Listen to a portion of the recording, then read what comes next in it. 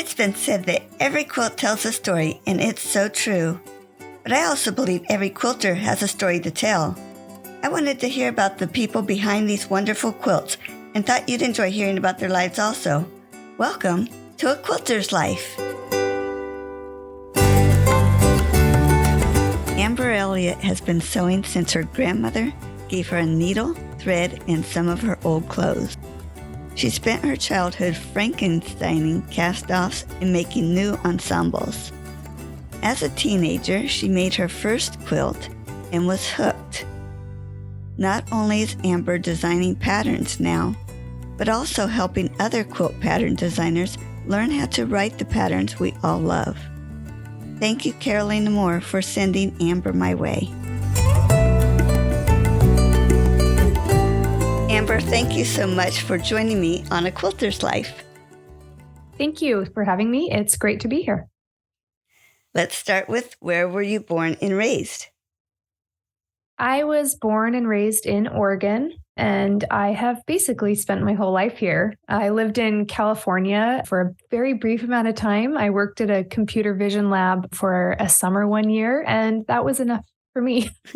I came right back to Oregon, and I haven't left since.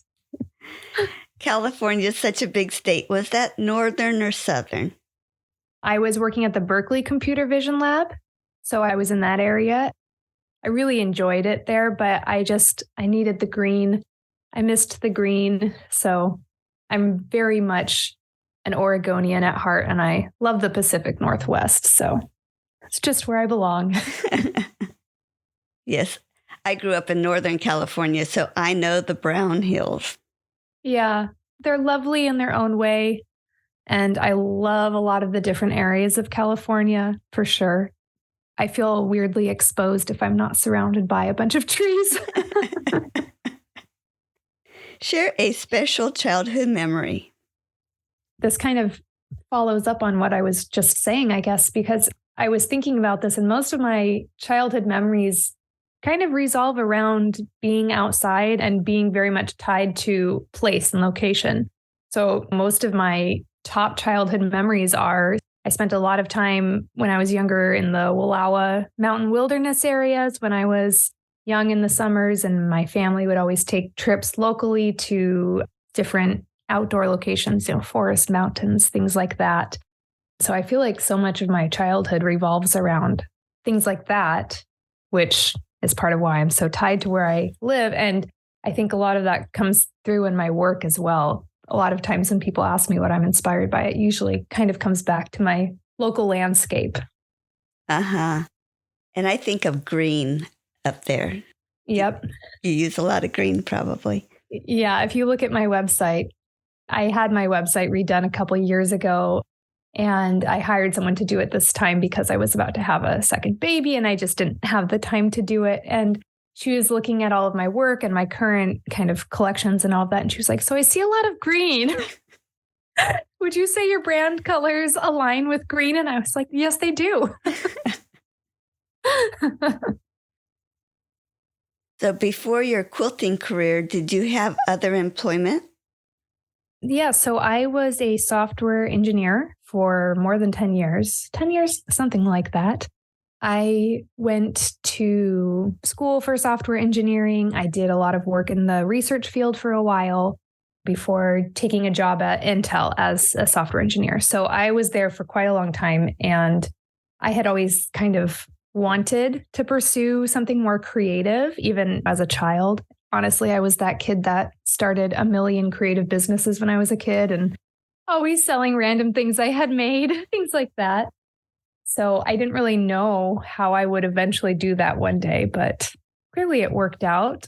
It took some time, took a lot of work, but yeah, I was a software engineer for a long time. And I've been amazed to find how many other quilters have engineering backgrounds too. I think there's definitely something that kind of pulls us to both of those things, having a creative outlet and also some of the technical math skills that can be behind quilting. I feel like I keep jumping ahead, but yes, that seems like especially it would be helpful with designing that portion. Yes, absolutely. Yeah. I think I got a pretty big leg up on pattern writing, especially writing the kinds of patterns that I make because of that background. It helped quite a bit when starting my business, for sure. Mm-hmm. Now you're back up in Oregon, but are you in the same place in Oregon, or how did you get to where you are now? Well, I live about 5 minutes away from my parents, who still live in the home that I spent most of my childhood in. So I did not go far, that's for sure. And it's funny because I had not thought that would be the case when I was younger. I was like, I'm going to go to college across the country. I'm going to live on the East Coast. I'm going to go do something different. But nope, didn't make it very far, which is actually wonderful. My husband and I actually live now. We went to college together. And when we first moved back here, after we went to school, we lived in this apartment complex and we would walk through the neighborhood behind it that we really liked. And it had like a nice little pond and a trail and all of this. And so we would walk around there and talk about how much we'd like to live there. We bounced around a little bit, but in the end, we wound up in that neighborhood now. So we just kind of keep getting pulled back to the exact same places we came from. It's home. It is. And, you know, when you have 2 little kids, it's awfully nice to be 5 minutes away from their grandparents. Mm-hmm.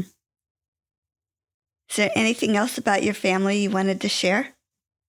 Like I said, I have 2 little kids, and they've both made running a business challenging and also extra motivating, I guess.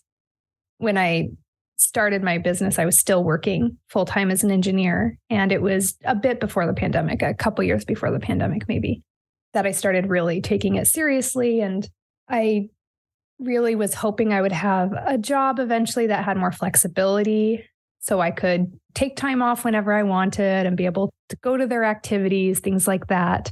So that's definitely been a big inspiration behind what I do now, which is really nice. It's nice to now have some of that flexibility. Although I will say I take far less time off now than I ever did with my corporate job. So that's a bit ironic, but if my boss ever lets me, I can. She's not very reasonable. We've had our own business for a long, long time.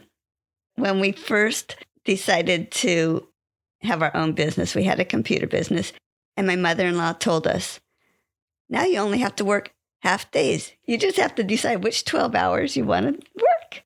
Exactly. It's an extra weird adjustment because when I was working full-time, I was basically running my business full-time too. I did that for about 2 years, and I don't know if I could have done it any longer. I worked every weekend. I worked every night. We'd put the baby to bed, and then I'd go back to work, and eventually I'd fall asleep and start the whole thing the next morning. And yeah, definitely. I think it was more of pick the 6 hours you don't work every day.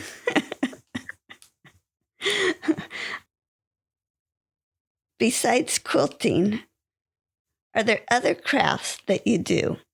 I have definitely been kind of a craft hopper my whole life. I've done almost everything under the sun that you can think of.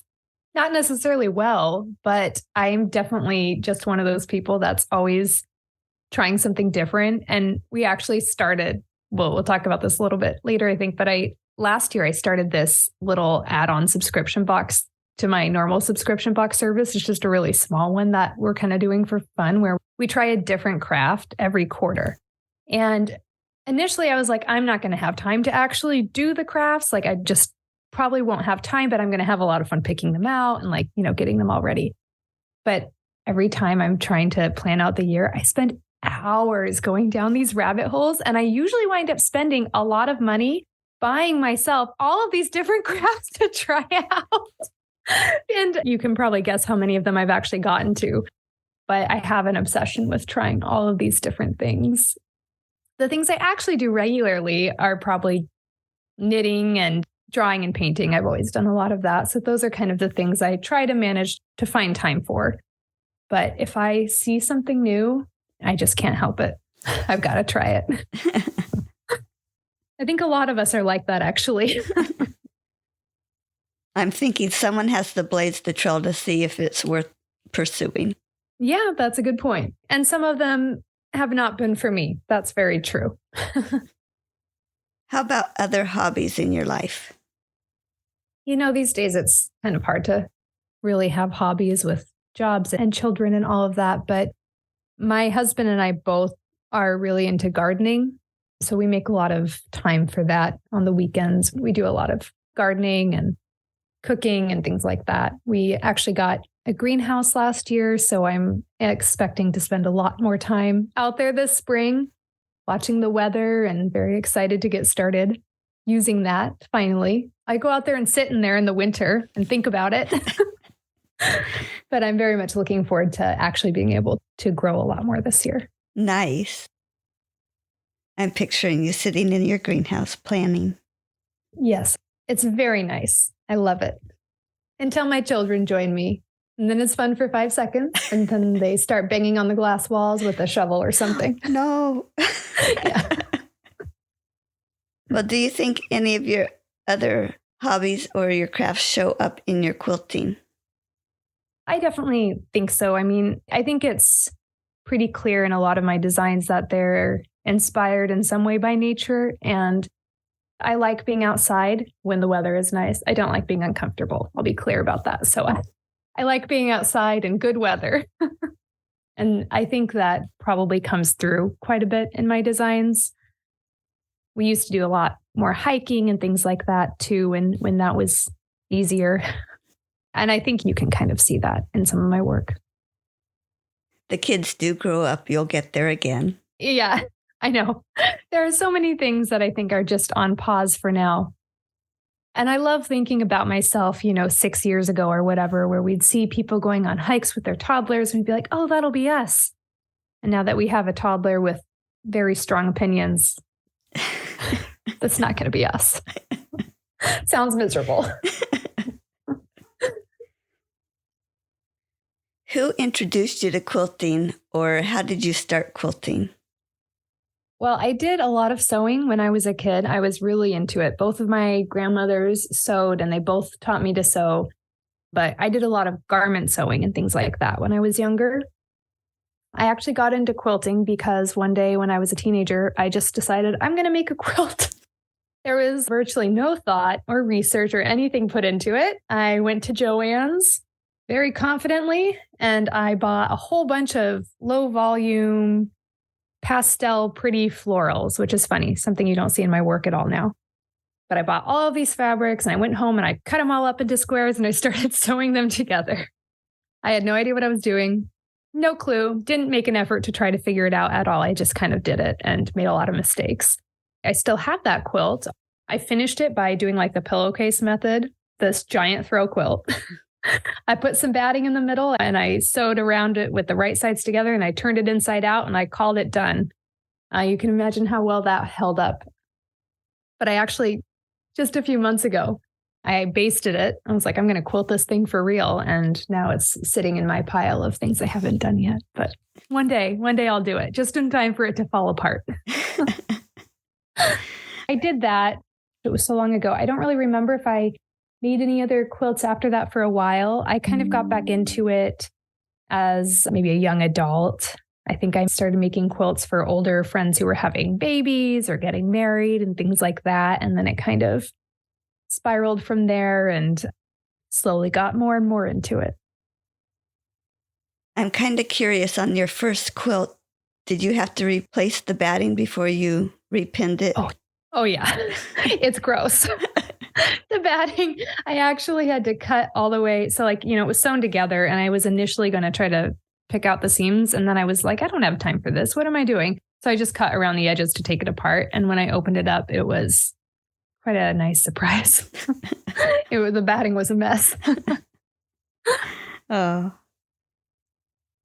Whether it's a quilt you made or that someone else made, do you have a favorite quilt? Oh, that's such a hard question. I've been making a lot of quilts lately with wovens instead of quilting cotton, especially Fableism. I don't know if everyone's familiar with them, but it's a new company that's been making these really soft, nice wovens. And so basically anything I make out of those becomes like the new favorite quilt because they're so soft.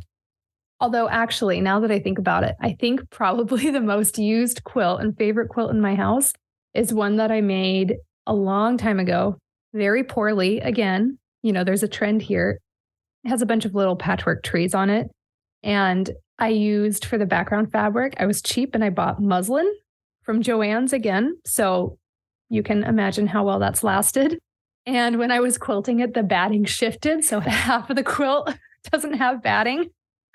And then the back was a really cheap flannel. So the whole thing is just a gigantic mess, but it's really soft and it's really cozy. And my son sleeps with it almost every night. It's on his bed right now, I think, as like the comforter. Not my best work, but somehow that's the one that everyone uses. Isn't that interesting? It's just so funny because we have, oh my gosh, an embarrassing number of quilts in my house because every pattern I write gets a sample. And I wrote a book that then was a whole new 15 samples. So I have so many quilts in my house, and the ones that we use are usually the most embarrassing ones. But it's great to know that those are loved and that quilts that we make may not be as pleasing to our eye or whatever, but they are loved. Yes, definitely. Somehow the imperfect ones get the most love. What tool do you like to use when you're quilting? I think the most underrated quilting tool is a ruler handle that sits on top of the rulers, especially the 6-inch by 24-inch ruler. I cannot tell you how many times by now I would have cut my finger off if I didn't have one of those. I think everyone needs one of those. Anytime I see another rotary cutter accident, I'm like, buy it. It's $10. It'll save your fingers. Yeah, those are great. There's so many steps in the quilting process, so we're not always doing the exact same thing. Do you have a favorite step, or do you like each step along the way? My favorite step is definitely, at this point in my life, the design phase, which I feel a little bit bad saying because there isn't any actual quilting involved in that step, but that's kind of always what's really spoken to me the most. I think I've made quilts from other patterns a handful of times. Most quilts I've made have always been my own designs. And so that was always kind of my favorite part, was coming up with the design. And of course, now I do that for a living. And it's just the part that I really enjoy. It's really fun to see a new design come to life and play around with it to get it just right. So that's probably my favorite part.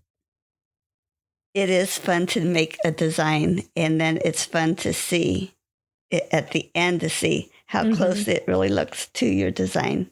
Was that really in my head? Yes. Wow. Share your worst quilting experience. I would like to see my husband's face if you asked him this question, because I think I know exactly what he'd be thinking about. When I was, I don't know, in my early 20s or something like that, I decided kind of last minute to make a baby quilt for a friend. But in typical Amber mode, I did not just make a simple baby quilt. I decided I was going to make something super complicated, over the top. And I didn't plan everything out as well as I should have beforehand. And so it was kind of like maybe watching someone fall down the stairs over and over again from his point of view, where I'd be working on it and then he'd hear me, swearing and like banging around, and come downstairs and lay stuff out on the floor and get my iron and, burn myself. And it got made in the end. It was not a good experience. And I'm kind of amazed that I continued quilting after that. But it taught me some really important things, like don't take shortcuts, follow the steps, don't skip trimming, make sure you have a good seam allowance. I learned a lot of lessons from that quilt. And it sounds like you actually made it on time. I did. Yeah, I'm not one to miss a deadline usually, no matter what I have to do. To my detriment, usually. There are so many options of things we could do. What do you think brings you back to quilting rather than spending your time doing something else? Well, this isn't a very sentimental answer, but at this point, it's my job. As you know, it's funny to take something that is a hobby and turn it into a job, and it changes your relationship with it quite a bit. But there is just something soothing. I would say that I probably maybe spend 20% maximum of my work time is spent sewing. Actually, honestly, it's probably much less than that even. Most of my job is on the computer and doing things like that. But so when I do actually get to sit down at the machine, I usually block out some time and I think, okay, now I can just stop thinking. I don't have to be figuring stuff out. I can just relax my brain, listen to an audiobook, and sew for like 4 hours. And there's just really something that's peaceful about that. Even if it's a project that's been stressing me out that I just want to get done with, it's just nice to be able to sit down and be forced to slow down and just go through the process. Yeah, like you said, you need to stop and do each step there so that it goes smooth. Yeah. And yeah. And one thing I think you don't really realize until you're in the thick of it, and you know this, when you're running a business, especially a fairly large one with several different channels in it, you're doing everything. And that's obvious, right? Everyone knows that. Of course you are. When you actually sit down and do it and list out all of the different jobs you're doing, it's so overwhelming. It's so overwhelming. And there's so much work to be done all the time. And most of it is not fun and not glamorous. You know, there's a lot of behind the scenes work that goes into every single thing every day. And so it definitely makes you appreciate those moments, I think, a little more. And it's funny. I've definitely had people say like, oh, when they find out what kind of business I run, they're like, oh, so you just get to like sew and make quilts all day. That sounds fun. And I'm like, no, I probably sew less than most of my customers. So when I actually do get to sit down and do it, it's definitely nice. Yeah, it's a lot. Yeah, there's just so much. Have you seen that social media post that gets shared often with an iceberg? And it's like a small business and the top is like what people see. And then there's like, I also think about like ducks underwater. Like you just see the duck peacefully floating around and underneath he's like, ah, feels like me most days. Those are great descriptions. Exactly. When you do get to make a quilt that's not necessarily for your customers, who are you making your quilts for? This is also kind of an embarrassing answer, but I don't think I've made a quilt for somebody in 4 years at least, except I guess there's one exception. I made a quilt specifically for my daughter when I was pregnant with her. And it was also a sample for one of my patterns. So I was double dipping a little bit there, but I made one specifically for her. Generally, at this point, I have so many of them that if I know someone might want one, I have a large stock to choose from. If someone specifically asked me to custom make something for them, like a close family member or something, I definitely would. But I think they all know that there's ample piles to choose from should they need a quilt. Well, I usually ask, what are you working on right now? But quilt designers can't work on one thing at a time. So I probably should ask, how many things are you working on right now? One thing that people are frequently surprised to hear is that generally I don't have multiple work in progresses happening at once when it comes to sewing. I just can't do it. It gets too messy and I have everything planned out in a schedule. So I only work on one quilt at a time, actually. So I don't even have any current quilts in progress. I just finished a whole batch of production samples and now I'm taking a little bit of a sewing break. So what I'm working on the most right now and for the next couple months is writing up my next 2 patterns. The Pattern Writing Academy is about to kick off, which I basically just block off. I block off 2 months for that, and I don't make anything usually during that time. I finish writing up some patterns, but those are my main projects right now. Oh, cool. So you're the exception to the rule. I am. And I did not used to be. Just to be very clear, when I was doing this for fun, I would have an embarrassing number. And I actually just cleared out a whole bunch of old ones that I had in my drawers that I'd forgotten about from 10 years ago even. I went through and I was like, I'm never going to finish this. I'm never going to finish this, and found new homes for a bunch of things. Basically, if it was something I started more than 2 years ago, there's no way it's going to ever get finished at this point. So right now, I just one at a time. That's neat. Really cool. Share a quilting tip. The biggest one for me is just don't take shortcuts. They'll always backfire in the end. For some people, it works to not trim half square triangles. Every once in a while, there's someone who's so perfectly precise that they don't need to do it. And that's fine if it works. But I feel like almost all of my personal bad quilting moments have happened when I've skipped steps I knew I should do. And I can also tell you the vast majority of emails that I get of people who are having problems with a pattern, it's because they didn't press, or they didn't trim, or they didn't pay attention to their seam allowance, and now their blocks are coming up short. So those boring, not so fun steps, unfortunately, exist for a reason. Going back to your thought process, can you describe how you had quilting as a hobby and it became a business? What were you thinking? This is actually kind of strange. If you had told me 10 years ago that this is where I would be, I'd be really surprised, because I had always wanted some kind of creative job or business in the end. That had always been my goal, but I never quite knew what it was. And I really had initially planned on going into illustration and surface pattern design. Those were basically my goals from the beginning, from way back. I remember checking out a book about surface pattern design from the library, maybe 15, 20 years ago now, back before people used Adobe Illustrator for it. So I would never have guessed quilting would have been it.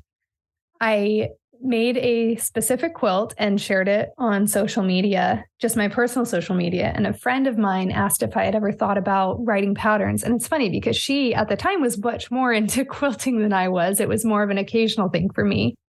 And she was like, I really want to make that. You should write a pattern sometime. And I thought about it and I was like, I wonder if I could. And so I just kind of explored that. And it wound up being much harder than I expected and took a lot more work. But once I started doing it, I really enjoyed it and I was kind of hooked. And so I wrote a couple patterns for fun and I found that people seemed to really like them. And then I started to kind of, plot in my head, maybe this is my out from the technical job I do not like.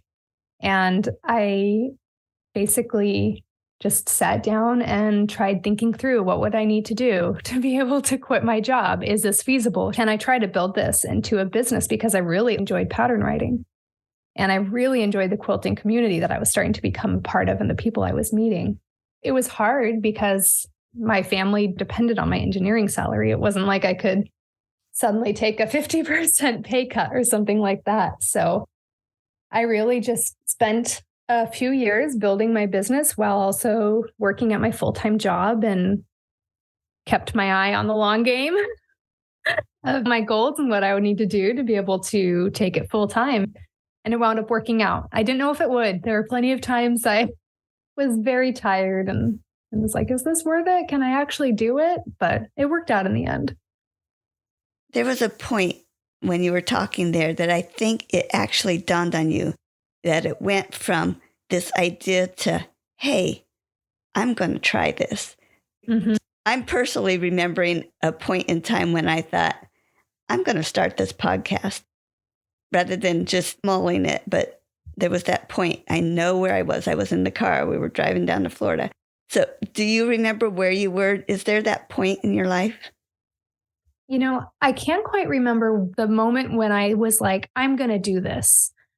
I'm a very decisive person and it happens very quickly. I think to my husband's dismay, sometimes I'll be like, hey, do you think we should do, this complicated project? And he's like, yeah, that seems like something we could do one day. And I'm like, okay, next morning, let's do it. So that's a very normal part of who I am, again, to his dismay. I don't really remember actually deciding that, but I do remember the moment when I thought, oh my gosh, this could actually work. And it was when I got the idea for a subscription box. And it was based on something that I had gone through myself of like having a new baby, basically having a long period where I did nothing creative. I didn't do any sewing. I didn't do anything because I was just too overwhelmed to even try to figure out like getting supplies, getting a project. What am I even going to make? So I just didn't do it. And I think that realization of maybe other people have been in a similar boat. Maybe this is something that people might want. And if so, this is a way that I could actually maybe build a sustainable income for myself. That was the moment where like a light bulb went off. And I do remember that. I was in the car driving my son to daycare before I went to my day job. And I was super tired because I'd been up until, midnight or whatever, working on pattern writing and that kind of stuff. And I had left that morning thinking, this feels so overwhelming. How am I ever going to match my engineering income? How am I ever going to be able to do this? And in the meantime, I'm just so tired. And then right after I dropped my son off at daycare, I sat in my car and I was just writing things down and writing down ideas for this possible subscription box. And that was kind of a moment where everything clicked into place. And it really was the beginning of everything that was successful for me, was just kind of having that idea. And I remember going to work right after that and sitting at my desk and thinking like, I'm not going to get anything done today. I'm too excited. I'm too worked up about this idea. That's great. Thanks for sharing that. And what is the name of your business and how did you come up with your name? My business is called Alderwood Studio. And how I came up with it is something people ask me a lot, and I really don't even remember the whole story anymore. My son's name is Alder, so part of it came from that. We have this nature preserve behind our house and a trail with a creek that runs through it, and there's a whole bunch of alder trees back there. So that just kind of stuck in my brain, and I knew that I wanted a business name that was flexible, that I could do multiple things under. So I didn't want it to be completely tied to sewing or quilting or anything like that, because my main goal when I even entered this space really was surface pattern design. That's the direction I was going. And then obviously things took a little bit of a different turn because the pattern writing business just went so well. So I kind of chose a name that was a little bit more broad, I guess, that could encompass multiple creative endeavors. And I don't really remember much else about how it came to be. It was in those early days of no sleep and a baby and multiple jobs. I don't remember much from then. But it does sound like that area has been so near and dear to your heart. So that is cool that you brought that into your name. Well, you got making these patterns. And how was it when you actually got to see a pattern that you designed, but it was made by someone else? There's nothing like that feeling. It kind of took me by surprise. It really blew my mind. I think I had always kind of known in the back of my mind that a lot of what I wanted to do with my business was to inspire other people to be creative, because it's so easy for our own creativity and our own creation of things to fall by the wayside in life. Life is busy. Life is hard. There's just a lot of things to do as an adult. I was just telling my 4-year-old this morning. You think when you're a grown-up, you get to do whatever you want, but you actually don't really get to do anything you want. So with knowing all of those challenges, for me, a lot of my goal is to help other people be creative and give them things that they can do that inspire them. And so the first time I saw one of my patterns being made, it was just the best feeling. And it persists anytime now. If I'm scrolling through Facebook and I see one of my patterns pop up in a quilting group or something like that, it's always the best feeling. That would be so fun. You've talked about it a little bit, but tell me more about your Modern Makes membership. So the Modern Makes membership is basically a skill building community for modern quilters. Each month we get a exclusive mini quilt project that generally cover a wide range of different techniques in kind of a manageable way. So people can grow their skill sets without committing to a huge project, right?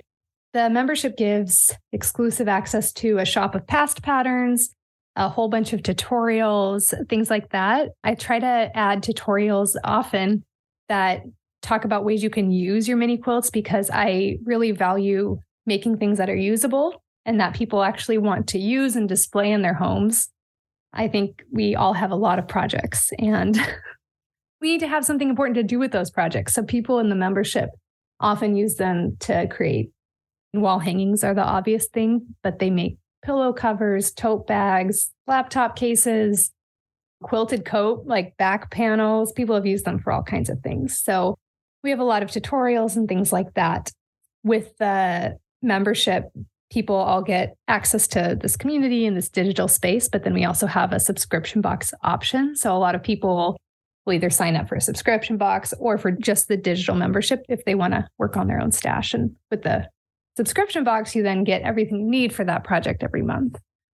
So it's kind of a fun way to just keep building your skill set and also have these bite-sized projects that you can work on when you feel like, oh, it's a Saturday. I want to spend a couple hours doing something creative, but I don't have time to jump into this big project, or I don't want to make a big mess or something like that.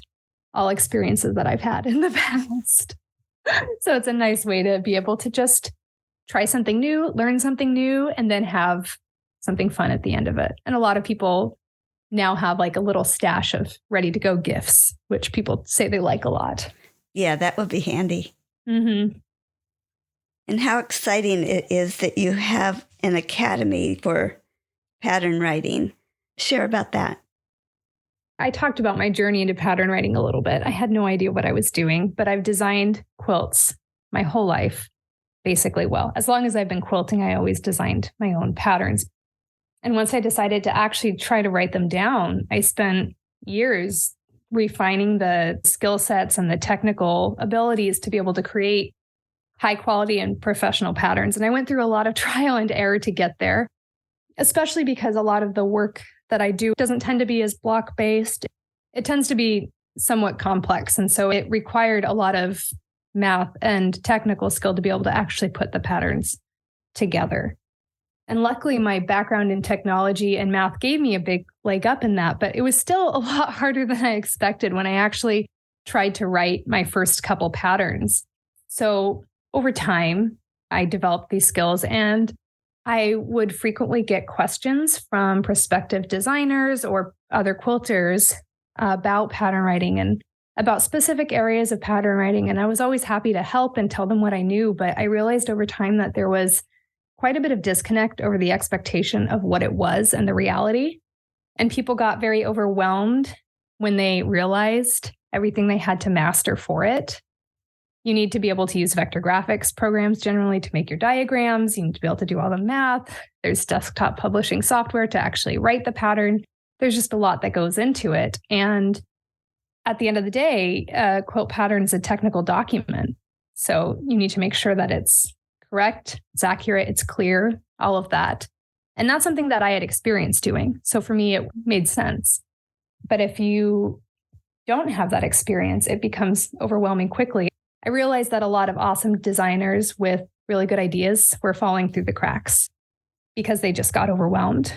So I spent a year or so designing and writing and recording this gigantic class that I had no idea if anyone would actually take.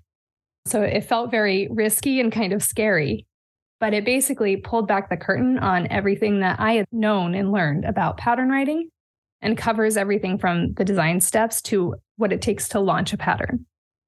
And it covers low-cost software options because most people can't afford to fork over the Adobe subscription payments when you're trying to start something like this, right? And then it's updated every year with new information, new software, things like that.